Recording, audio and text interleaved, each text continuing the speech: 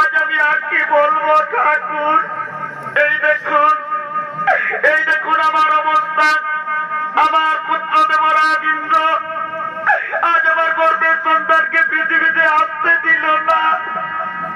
আমার গর্ভের সন্তানকে গর্ভে হত্যা করলো। ওগো ভগবান, আপনারাই বলুন আমি কি এমন পাপ করেছিলাম যে আমার গর্ভের সন্তানকে পৃথিবীতে আসতে দেওয়া হলো না?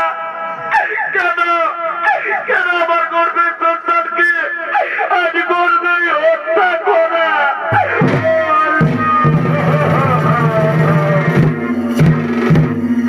সঙ্গে সঙ্গে ব্রহ্মদেব বললেন, হে ভোলেনাথ, হে ভোলেনাথ, যেভাবে কপট কুচক্রী দেবরাজ ইন্দ্র দিদির গর্ভের সন্তানকে হত্যা করেছে, এর কি ন্যায় বিচার হবে না? সঙ্গে সঙ্গে বাবা ভোলেনাথ বললেন, শোনো শোনো দেবগণ, যেভাবে কপট কুচক্রী দেবরাজ ইন্দ্র দিদির গর্ভের সন্তানকে হত্যা করেছে, এর ন্যায় বিচার অবশ্য হবে। কিন্তু এর ন্যায় বিচার করবেন কর্মদাতা শনিদেব।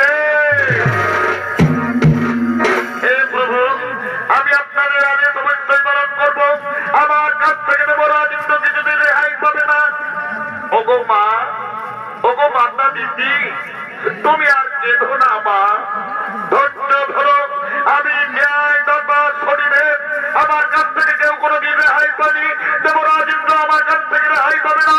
শোনো শোনো দেবগণ, আর বিলম্বে না হই প্রয়োজন। চলো